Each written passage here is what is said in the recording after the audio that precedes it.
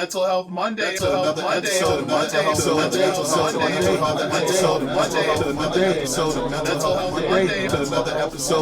Health Monday. To note though is you went through a lot as someone who's finally in a position to make close to six figures, and that sucks because it's like I'm finally able to make the money I've always wanted that's supposed to improve life, and what's going on? Things are not falling into place. Yeah. And what's crazy is like I'm still happy life wise, like where I'm at. Like you said, where I'm at career wise, I'm happy. I'm cool with that. You're positioned. Yeah. Like I'm cool with that. I'm happy. And the reason I say you're positioned is a lot of folks, six figures don't count until after your taxes. Yeah. If that's what you're making after your taxes, okay, you're truly there. If after your taxes you're not there, nah, I'm still five like everybody else. You know what I'm saying? Yeah. And it's like I'm fine with that. I'm cool, especially knowing that there's always growth. Like I can, you know what I'm saying? Like after this year, this summer, I can demand more. I can this, that, and other. And then if they don't, I can go somewhere else and make that same demand, and then they'll give me that. You know what I'm saying? So like it's like that's cool. Is there any blowback mentally? Only at being so close to success, but also I don't know if you feel like a failure or you feel like you've lost, but it's like, does it feel like you have to pay a price for the things that you have now? In a sense, in a small sense, because like I had this conversation on yesterday when I was in training. I don't want to go anywhere just because of the money. Yeah. Because don't get me wrong, even where I'm at now, from the summer up until like 2 weeks ago, I've been getting proposition of other jobs where they were willing to pay me like $40K more, and being like, yo, we'll give you $40K more to your salary, and boom, you can work from home 3 days. You go back to your old schedule how you was, work home for 3 days, can only come in for 2 days. But it's like, I don't know how y'all operate. You know what I'm saying? I don't know how y'all team is. I don't know how the team leader be. He can be an asshole. He can be a douchebag. I left that 2.5 years ago, where I had a non-emotional asshole fucking team lead. When I told you that the guy. Let's unpack that. Yeah. Let's unpack that. Tell me about that last situation you was at job wise. So, because it got you closer to what you wanted, but like dealing with that. Would you call that a toxic environment? Yes. Because of how he was moving? It wasn't even, and that's the thing. My co-workers and the other military people that were there were fine. They were cool. Yeah. It was him. He was like when I say like after, when I'm a rundown, like the point where I was like, yo, I'm getting the fuck. That's when I knew like, yo, I need to get the fuck. Yeah. Because making a long story short, it was a weekend that we had to work. Yeah. And one of the commander, commander? It was one of the military personnel. He came on site. Now at the time, it was just us working, because the area where we worked, it's a 24-hour area. So I had worked from 6 a.m. to 6 p.m. Like you had to work a 12-hour shift. Yeah. And then the next 12, somebody else to come in.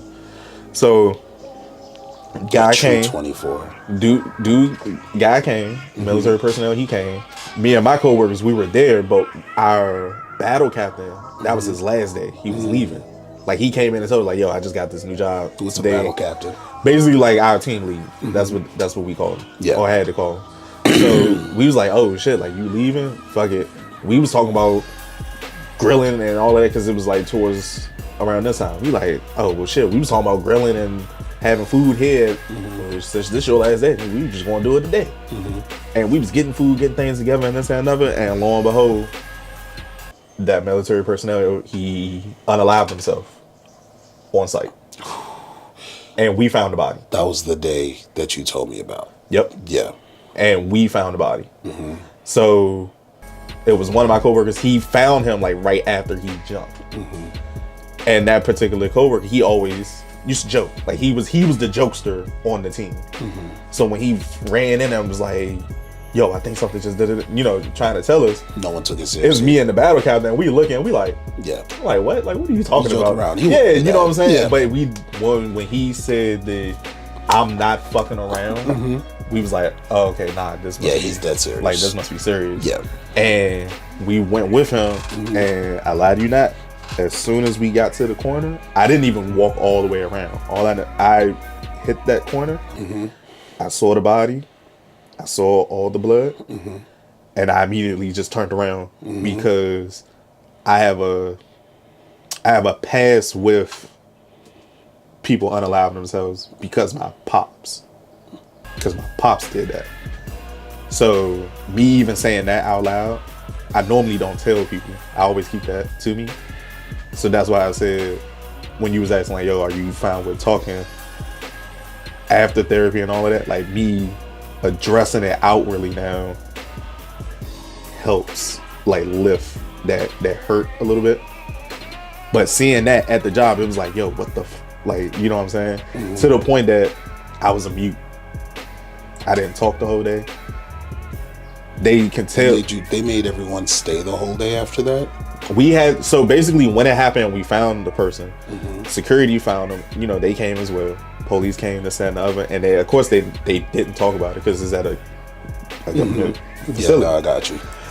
So the military personnel that we had reported to this day, I'll always come in here because even though we still had to do the job, which was we had to report that situation. And after we had reported and did what we had to do, then after she was finished being in that mode, she knew that we were still civilians. So of course she's immediately like, yo, are y'all okay? Do anybody need to talk? This, that, and the other. Are you guys all right? Like, what's going on? And I commend her for that to this day. Yeah. But him, this nigga did not say, he didn't call to check on us. He didn't do none of that at all. And like I said, it was so bad for me that I became a mute. I didn't talk the whole day. You can tell, like, I wasn't me. And my coworkers knew I wasn't me. I even distanced myself, like I isolated myself from them. I left the area where we supposed to work and went completely somewhere else. And my battle captain, he found me. And he was just like, yo, are you okay? Because I can tell like something wrong. And I was just like, no, like I need to leave, but I know I can't. Like, I know I can't. And he told our team lead, he told that dude, and then they never said nothing to me. And that shit, it pissed me off because I'm like, bro, you didn't say nothing. You know what I'm saying? Like, I don't need you to baby me or nothing like that, but you just didn't. Where's the humanity? Yeah, like there was no humanity in it. And then it made me even more upset because we still had, like you said, we had to stay the rest of the day. And not just that, we still had to come back the next day. And then the next day after that. So, and act like nothing happened. And it happened on a Sunday. That's how they were treating everything. And it happened on a Sunday. We came back in on Monday. Yeah. And he sent one of my coworkers to come talk to me to check to see if I was okay for him. And that pissed me off even more because I'm like, bro, you could have just, don't send her to just talk. Do it yourself. Yeah, you could have just came to me and be like, yo, Justin, you all right? Like, what's going on? You okay? You cool? You know what I'm saying? Let's go talk. This, again, not the babying thing, but just humanity. And that shit pissed me off because he was doing other little things too. Like, it was other things that had progressed for us to not like each other, or for me to be like, yo, I don't fuck with you. Yeah. Because he was just picking with me to the point that it was so bad. My coworkers was like, yo, did y'all know each other before you got here? Like, did you fuck his wife or some shit? And I'm like, bro, I don't know. I did not know him before getting here. And they was like, yo, he got it out for you and don't nobody understand why. Like, he just wanted to pick with you. Yeah. And shit. So when that happened, that's when I was like, yeah, nah, I need to get the fuck.